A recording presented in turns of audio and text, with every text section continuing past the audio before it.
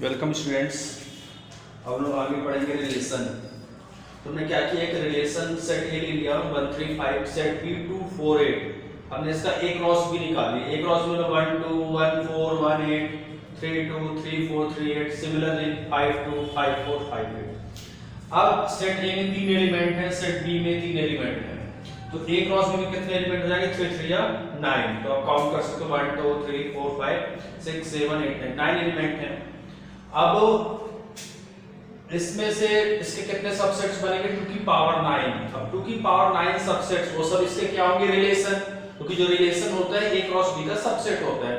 हमने उन सब में से केवल एक रिलेशन ले लिया 1 2 3 2 5 4 3 8। अब मैं आपको बताने जा रहा हूं कि डोमेन ऑफ रिलेशन, रिलेशन का डोमेन क्या होता है। तो जो भी हमारे पास रिलेशन है, उस रिलेशन में जितने भी ऑर्डर्ड पेयर हैं, उन सभी ऑर्डर्ड पेयर के फर्स्ट कंपोनेंट का कलेक्शन। सभी ऑर्डर्ड पेयर है उनका फर्स्ट कंपोनेंट देखेंगे। जैसे इसमें क्या फर्स्ट कंपोनेंट 1, राइट, इसमें क्या है 3, इसमें क्या है 5, इसमें क्या है 3। तो ये फर्स्ट कंपोनेंट का जो कलेक्शन होगा होता है डोमेन। तो 1 3 5, अब 3 फिर से आगे तो एक ही बार लिखा रहेगा। तो डोमेन ऑफ आर में 3 एलिमेंट आएंगे। अब बात करते हैं रेंज। रेंज क्या होता है? सेकेंड जो कंपोनेंट है सभी ऑर्डर्ड पेयर के सेकेंड कंपोनेंट का कलेक्शन। तो सेकेंड कंपोनेंट है 2 फिर से आएगा, एक बार लिखेंगे 4, फिर क्या है 8। तो 2 4 8 क्या हो गया? सेकेंड कंपोनेंट्स का कलेक्शन। तो जितने भी ऑर्डर्ड पेयर हैं उनके फर्स्ट कंपोनेंट का कलेक्शन होता है डोमेन, और सेकेंड कंपोनेंट का कलेक्शन होता है रेंज। अब relation on a set, relation on a set का मतलब ये होता है कि यदि कोई रिलेशन खुद पर ही डिफाइन हो, if relation is defined from A to itself, from A to itself, itself मतलब उसी पे डिफाइन हो, ए टू ए, तो उस समय बोलते हैं R is subset of A cross A. तो रिलेशन ऑन अ सेट मतलब उसी सेट पर यदि रिलेशन डिफाइन हो जाए तो उसको relation subset of A cross A. Inverse relation क्या होता है? Inverse relation very simple, inverse कर दो, उल्टा। फॉर एग्जांपल मान लो हमारे पास आर है, रिलेशन है ordered pair A such that जो ए बी है वो सब कैपिटल ए के मान लेते हैं। रिलेशन ए पर डिफाइन है तो ए बी कैपिटल ए के। इनवर्स रिलेशन क्या हो जाएगा? Are inverse A ordered pair उल्टा हो जाएगा, इसका रेंज डोमेन बन जाता है, डोमेन रेंज बन जाता है। तो B A such that B A belongs to A, just opposite, inverse में जस्ट अपोजिट हो जाता है। अब टाइप्स ऑफ रिलेशन है, कुछ main type of relation. Identity relation. Identity relation में क्या होता है कि हमारे पास यदि आई ए, आइडेंटिटी रिलेशन क्या मतलब I A related to A such that for all A belongs to capital A. अब मान लेते हैं कोई रिलेशन इस सेट ए पर डिफाइन है, तो इस आइडेंटिटी रिलेशन के अंदर ऐसे ऑर्डर्ड पेयर आएंगे जो खुद से रिलेटेड हो। आइडेंटिटी रिलेशन मतलब इसके अंदर ऐसे सभी ऑर्डर्ड पेयर आएंगे जो खुद से रिलेटेड हो, केवल खुद से, रिलेटेड टू इटसेल्फ ओनली, इसमें खुद से रिलेटेड वाले आएंगे। अभी अब एग्जांपल के थ्रू देखेंगे। रिफ्लेक्सिव में क्या होता है? अगर कोई ए इस रिलेशन में तो इसको बोलते हैं ए रिलेटेड टू ए, और इसको ऐसे ही बोल सकते हो कि ए कहां बिलोंग करता है? इस रिलेशन में है ए मतलब उसी टाइप के एलिमेंट आएंगे। रिफ्लेक्सिव रिलेशन क्या होता है कि यदि ए बी हमारे,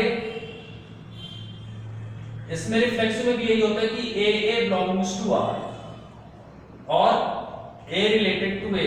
रिफ्लेक्सिव में भी क्या होता है कि सभी ऑर्डर्ड पेयर खुद से रिलेटेड हो। इसमें केवल का कॉन्सेप्ट नहीं है कि ओनली इसमें एक्स्ट्रा आ जाएंगे, बट रिलेशन जिस सेट पर डिफाइन है उस सेट के सभी एलिमेंट्स खुद से रिलेटेड होना चाहिए, और एक्स्ट्रा से इस पे कोई फर्क नहीं पड़ता, एक्स्ट्रा हो सकते हैं नहीं भी हो सकते। ठीक है, अब बात करते हैं सिमेट्रिक। सिमेट्रिक में क्या होता है?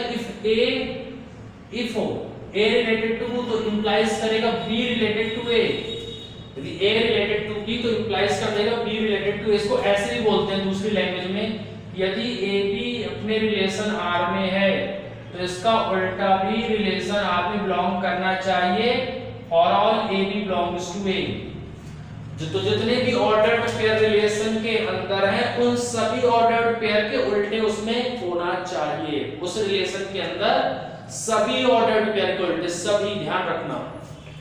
फिर उसके बाद ट्रांसिटिव। अब ट्रांसिटिव समझना ध्यान से, if AB belongs to R, यदि AB R में एंड BC R में है तो इंप्लाइज करेगा AC R में बिलोंग करता है, ठीक है। जब भी AB R में बिलोंग करता है इसका मतलब A B से रिलेटेड है, A B से रिलेटेड है। तो ट्रांसिटिव में क्या है कि AB R में है और B से लिंक, B से स्टार्ट होने वाले BC भी यदि R में है तो इसका फर्स्ट और इसका लास्ट भी रिलेशन में बिलोंग करना चाहिए, तब जाके ट्रांसिटिव होता है।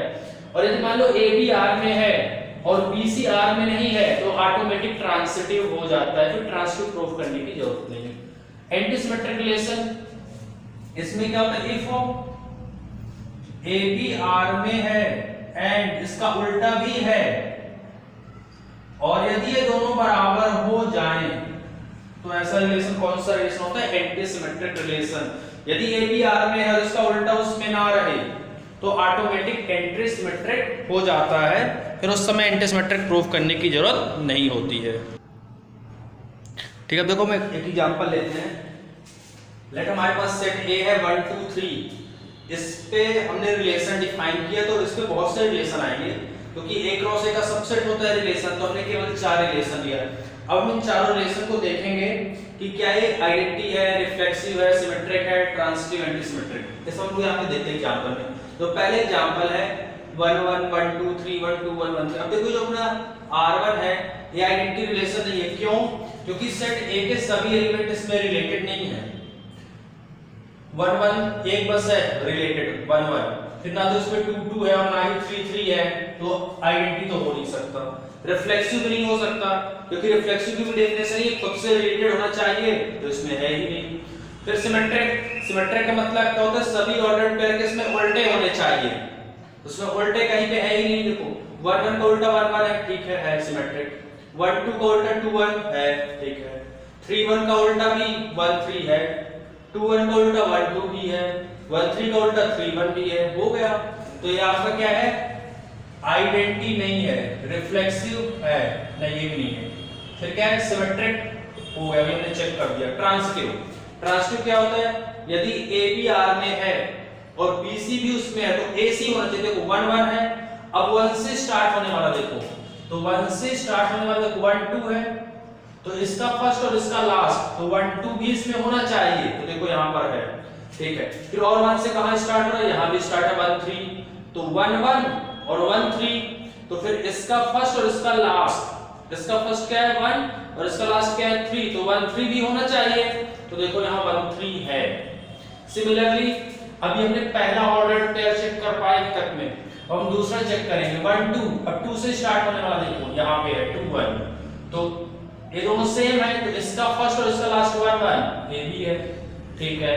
अब थर्ड भी चेक करो 3 1, 1 से स्टार्ट होने वाला 1 3, 1 से स्टार्ट होने वाला 1 3, तो 3 3, अब 3 3 इसमें नहीं है। यदि हमको एक भी ऐसा मिल जाता है जो लिंक नहीं करता, जैसे 3 1 यहां पे है, 1 3 इसमें है, लेकिन इसका फर्स्ट और इसका लास्ट 3 3 इसमें कहीं पे बिलोंग नहीं करता, तो ये ट्रांसिटिव नहीं होगा। यदि हमने एक भी ऐसा चेक कर लिया तो वहीं पे बात खत्म हो जाती है। एंटीसिमेट्रिक क्या है, AB R में है और BA भी R में है, तो देखो 1 1 है और इसका उल्टा भी है, दोनों बराबर है, ठीक है, एक तो सही है। दूसरा चेक करते हैं 1 2 है, इसका उल्टा 2 1 है, तो क्या है दोनों बराबर है, नहीं है, तो ये एंटीसिमेट्रिक नहीं होगा, तो एंटीसिमेट्रिक भी नहीं होगा।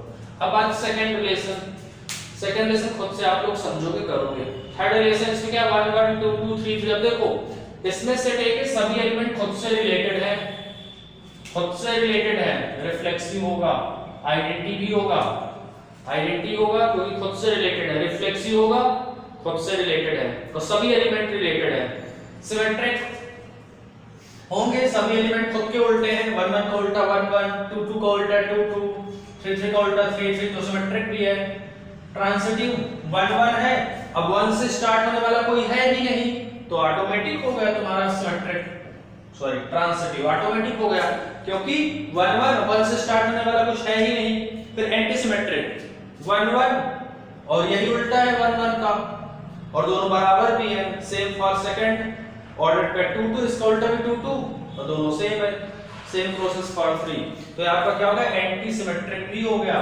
तो जो आइडेंटिटी रिलेशन होता है, आइडेंटिटी है, आइडेंटिटी रिलेशन होता है और रिफ्लेक्सिव भी होता है, सिमेट्रिक, ट्रांसिटिव, एंटी सिमेट्रिक सब होता है।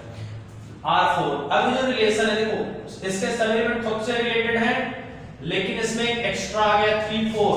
तो जो आइडेंटिटी रिलेशन एक्स्ट्रा उसको नहीं चाहिए, जो आइडेंटिटी नहीं हो सकता, रिफ्लेक्सिव है, क्योंकि रिफ्लेक्सिव में एक्स्ट्रा चल जाता है, कोई दिक्कत नहीं।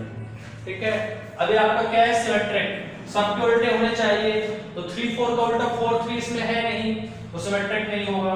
ट्रांसिटिव 3 3, 3 से स्टार्ट होने वाला 3 4 और 3 4 भी इसमें है, तो ट्रांसिटिव जो है चेक कर लेना, 1 1 1 से स्टार्ट होने वाला कोई है ही नहीं, तो इस तरीके से ट्रांसिटिव आप चेक कर लेना।